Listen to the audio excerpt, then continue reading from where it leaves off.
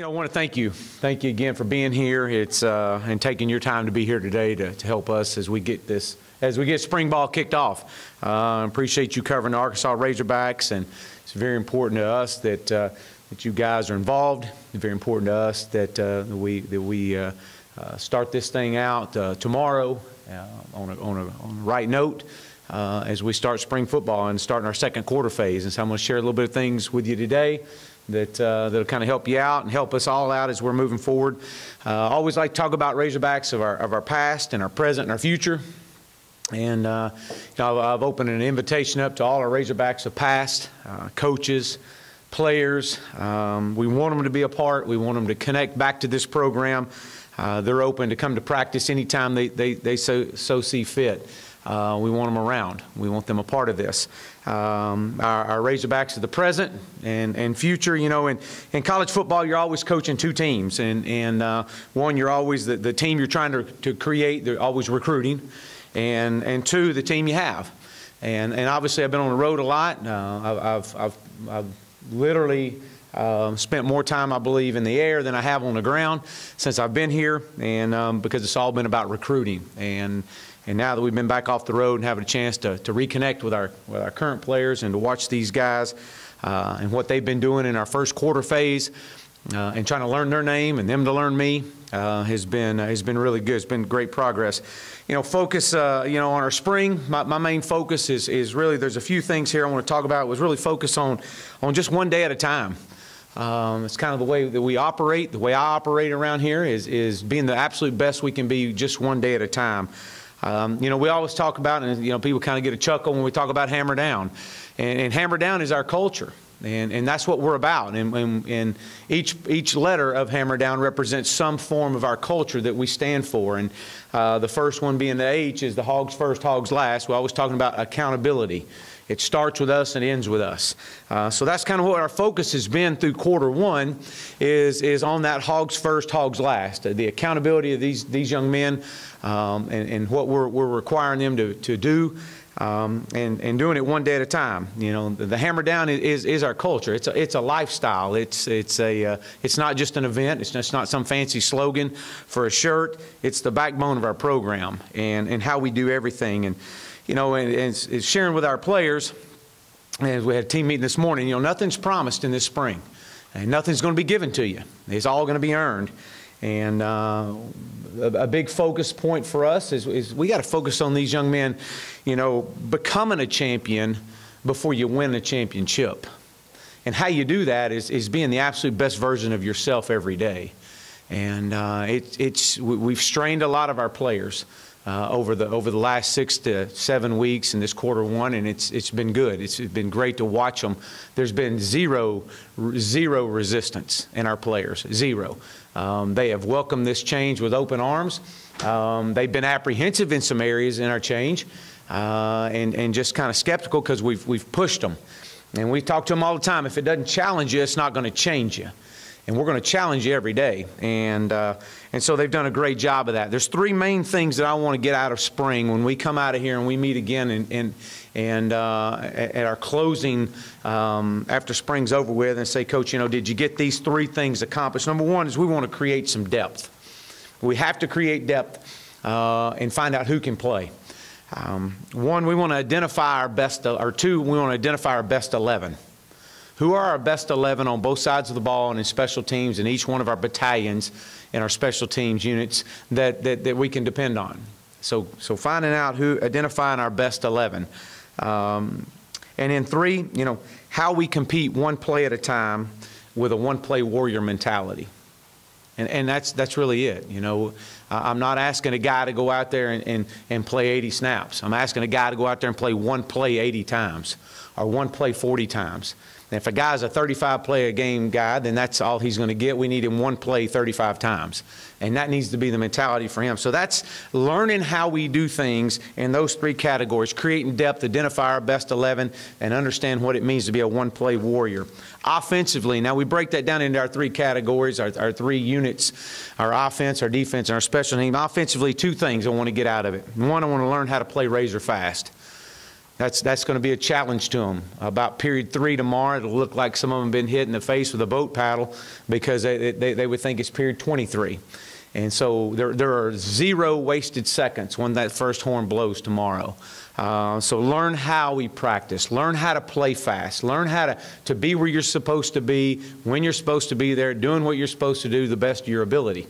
And 2, we want to understand just the basic concepts of our system, of our offense. You know, you may say, well, Coach, how much offense are you going to get in between now and the end of spring? And I don't know that. I can't answer that today.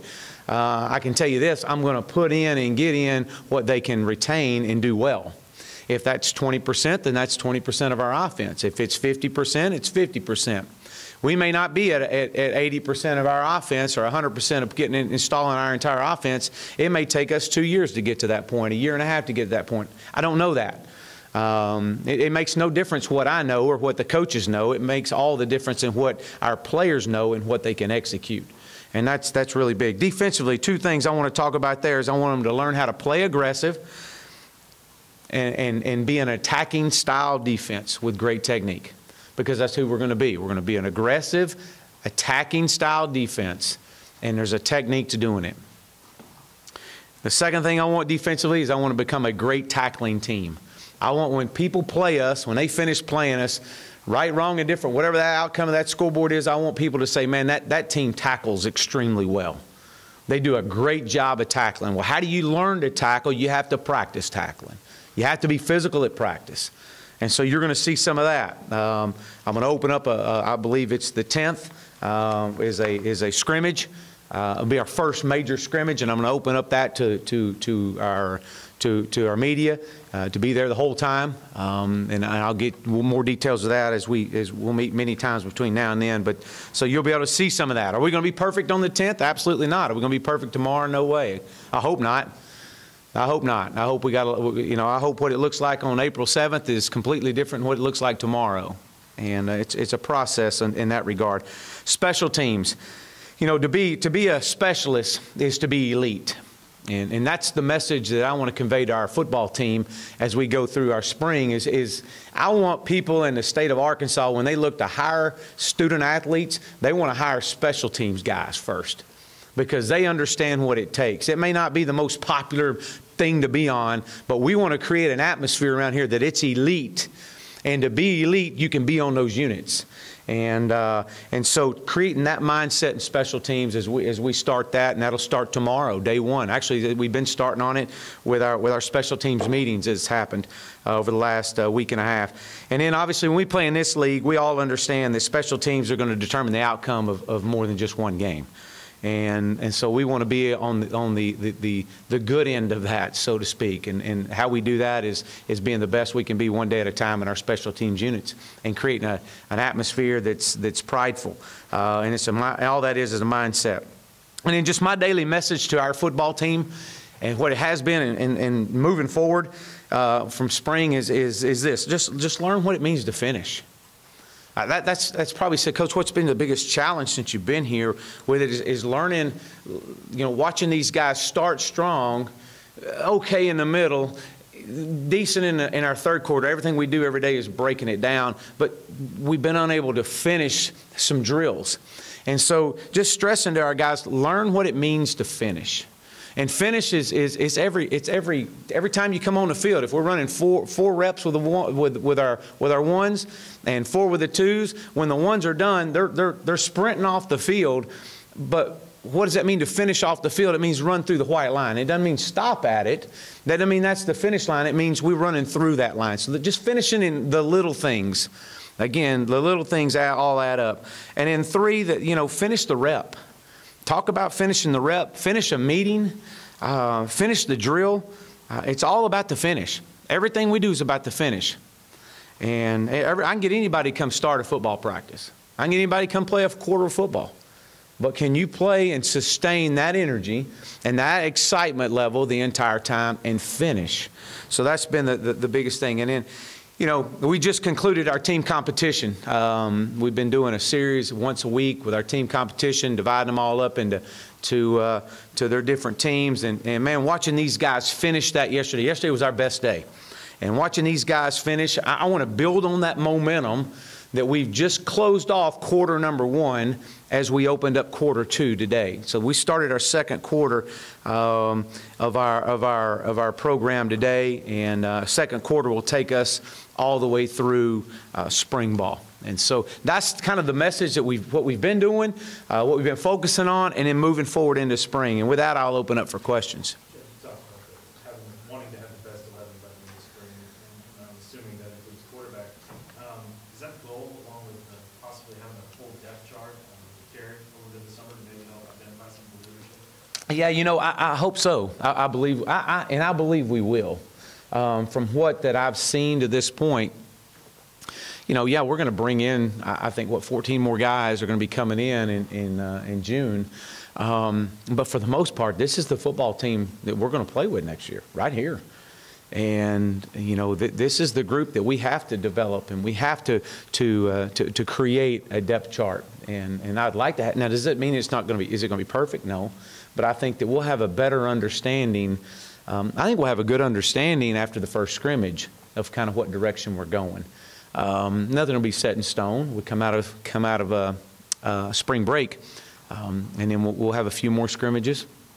And then after spring, you know, I hope I'm able to come back into you and say that here's projecting a 2-deep depth chart. Here's where we are. How long have you guys had playbooks, and what reasonable expectations do you have for the execution, the cleanness of the execution? I think, and you guys will see some of this tomorrow. I think you'll come out tomorrow and you'll see. You'll see the same thing I saw when I got here. You'll see a hunger level. These guys are hungry now. Let me tell you, they're working their tail off, and they're extremely hungry. I know that they've, you know, the disappointment from last season and all that is just been in that rearview mirror, so to speak, to remind them. But they're hungry. They hear it.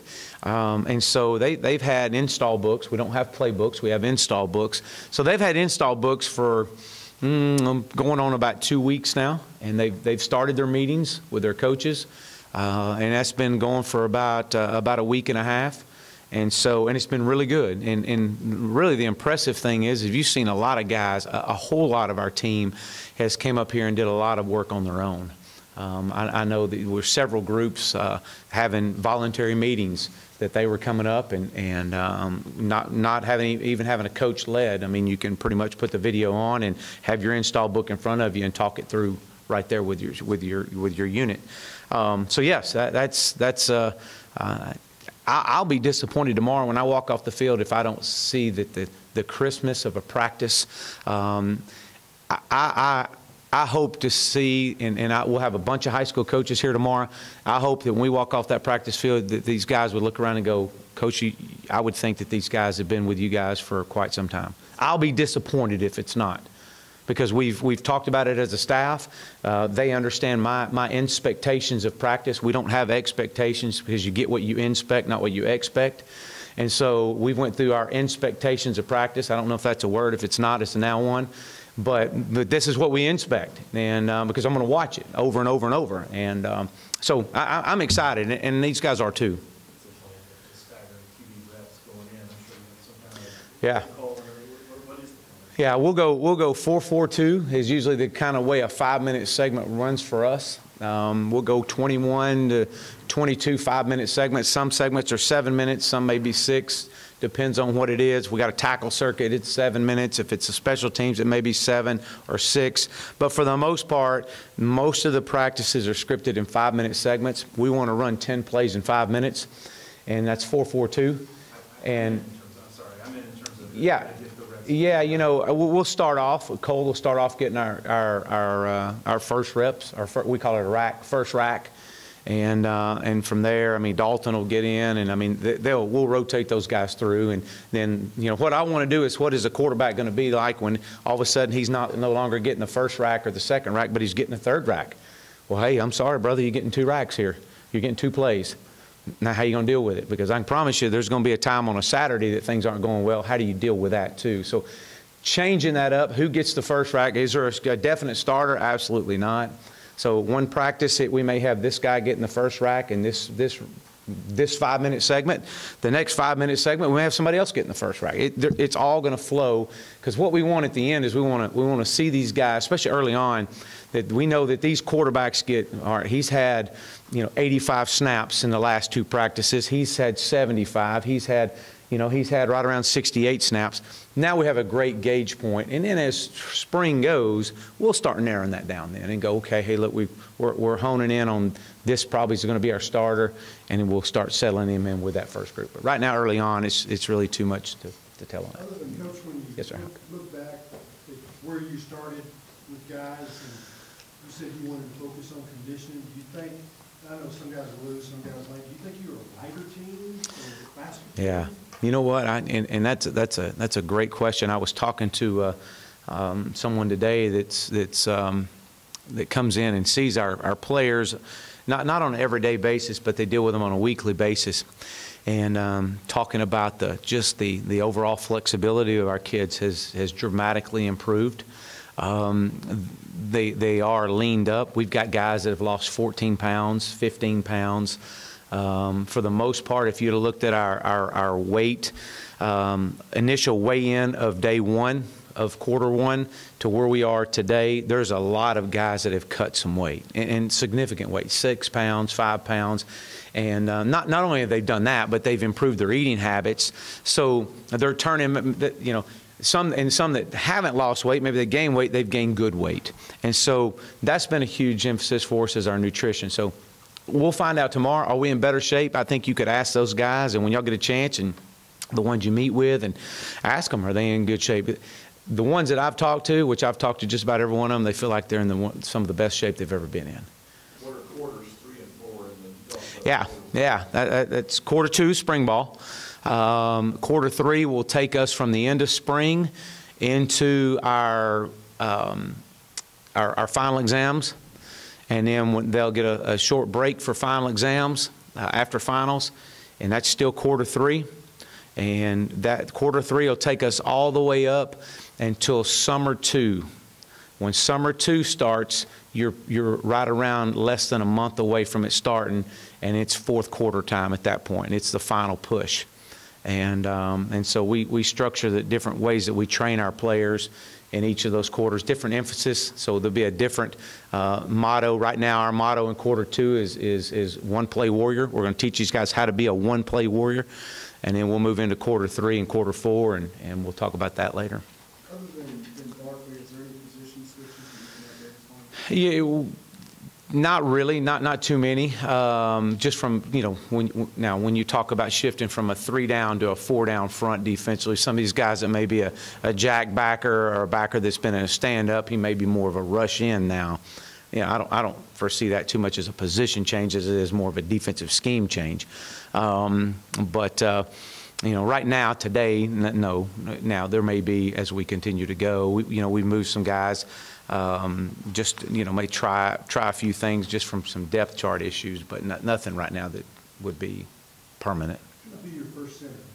Our first center, looking at our center here as we start is just today, and the way we're doing this right now is doing it more by seniority than we are anything, because it's really hard to gauge outside of just watching film. But Dylan Hayes will get a lot of reps there at the number 1 spot at center, and Ty Clary will be another one that will get some in there as well. But again, it's unfair to say, well, here's your 2 deep, because these guys we don't know. That was kind of a void position. Yeah. Yeah. And that's been something I know these guys have been really working on is that center at the shotgun position, shotgun snaps anyways. Yes, sir. There's some guys who will be limited, like Derek Quayle's coming back from Achilles. Anybody who might not be able to go full road? Yeah, we'll have a few. There'll be a few that will limit. You'll see the way we structure things out there. There'll be guys that are in yellow jerseys. If you're in yellow jerseys, that's a no practice. They'll be in what we consider the pit. The pit will be working with Coach True. You don't want to be in the pit. Coach True will be working, you'll work with him, and it'll be working on, if you got an ankle injury, then you'll be doing some upper body stuff with him in training. But they'll be in yellow jerseys. They'll have helmets on, everything just like everybody else. If you're in a green jersey, green means you can practice, but it's a no contact at all. No contact if you're defense or offense. You can't touch a green jersey. Now he can go through. We want to try to get those guys that have been injured, get them on the field, and that's where they start deciphering and learn how to play fast. Are there any of the guys who maybe played more of a wide open, typical spread offense in high school who are going back to that, who play as much of that, you think might make it easier for them to? Yeah, I don't know about that. I think that they'll have a better understanding of what maybe the way we practice and just the demands that it requires on you. But is it going to make it easier for them to grasp? I don't think so. No, I don't think so. So what's the status with Chase Hayden and Jared Cornelius? Yeah, they're back, and Jared at wide receiver, and so I think that's right. Where we've got yeah, and Chase, they're all full go, ready to go. Before we miss the season, is he? He's back. He's healthy? He's back, and like I said, we may start him out in green, and transition him in to being on the field full time in live contact work. Coach Braddock said something about when you got to SMU, there weren't any really tight ends per se. How do you envision that position at Arkansas? And like, will some of those guys, do you see them running deep a lot and so forth? Oh, you'll see him running deep a whole bunch, and hopefully we can get him the ball. That's the plan. So yeah, we did, and we had to make some roster moves when we got to SMU to get us like we wanted, and then we had to start recruiting to that position. Here we do have depth at tight end, which is exciting, and so I share with this. Matter of fact, I spent one of my days in the tight end room the other day and talking to them about just the importance of that position, and not just the importance, but the kind of some of the technicality of playing that position. Outside of the quarterback, that's the hardest position on this football team to play offensively, because there's so many moving parts, and you have to be on your game. You got to be able to attach, you got to be able to unattach, and so you'll be able to not only just pass protect in the backfield, but you got to be able to get out and be mismatched on a linebacker, running rail routes. And so there's a lot of memory work that these guys have to have. And so and the great thing about it is, for us to play fast, you've got to have that guy that can. How do you play him? As a defensive coach, how do I play that guy? Do I play him as a true on the line tight end? And if I do, then I bring in a linebacker. And when we see that, then okay, now is our chance to create that mismatch on that linebacker. Can a linebacker carry him vertical? Can he carry him on a rail route? Can he play him on option routes? Then all of a sudden you start looking, well, I'm going to play him as a nickel. I'm going to bring another nickel in here. Well, when that happens, then we motion him back in the backfield. Do you attach him?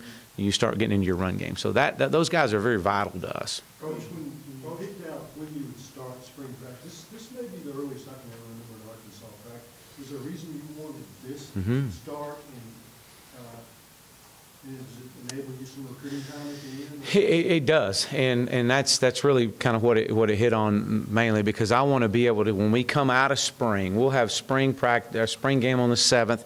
We'll have 2 practices after that to show them how we want to work our summer skills and drills.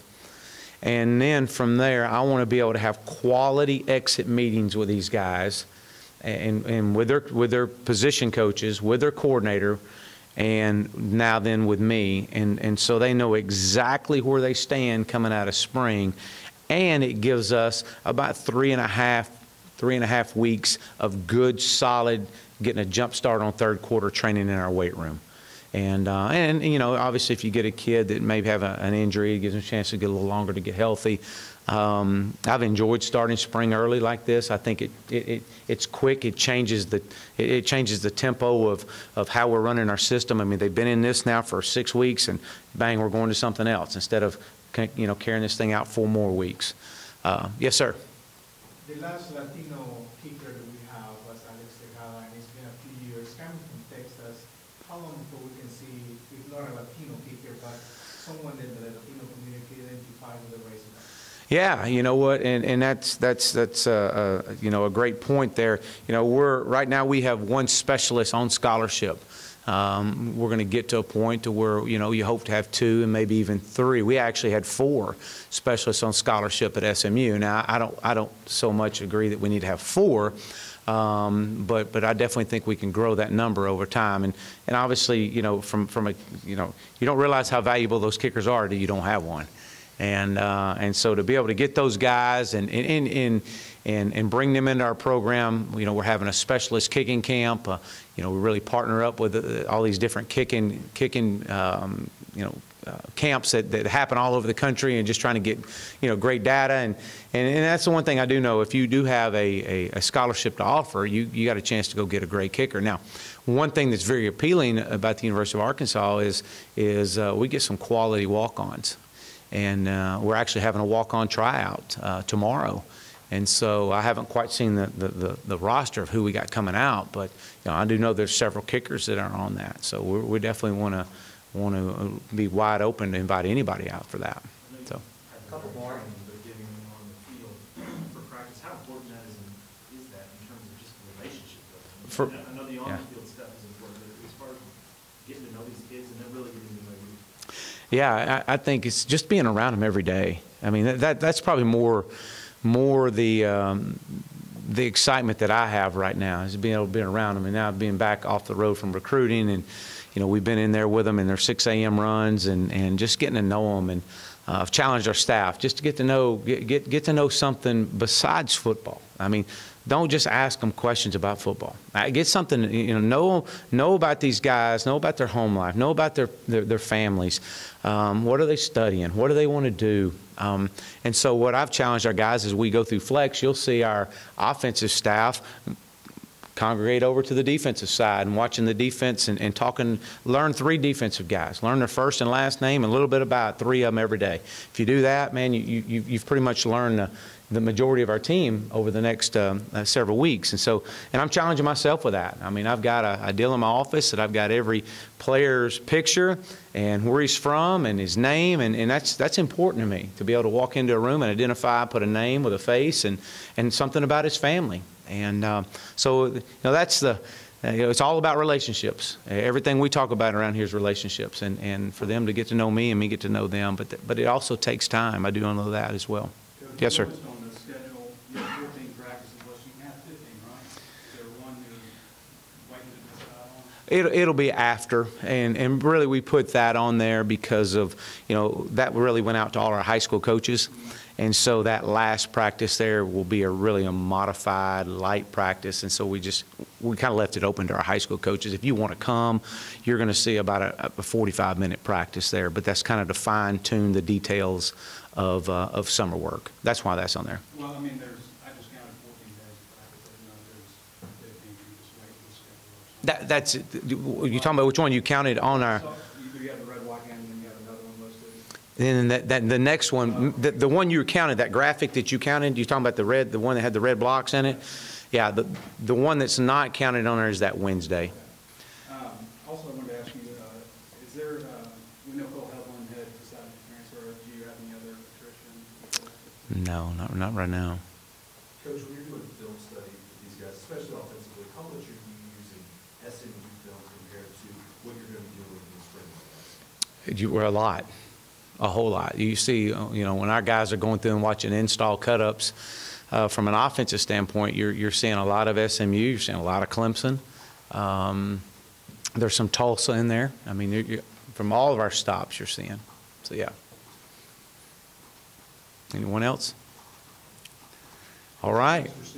You bet. No, thank y'all for coming, and look forward to it. And I know we'll get back together tomorrow after our practice.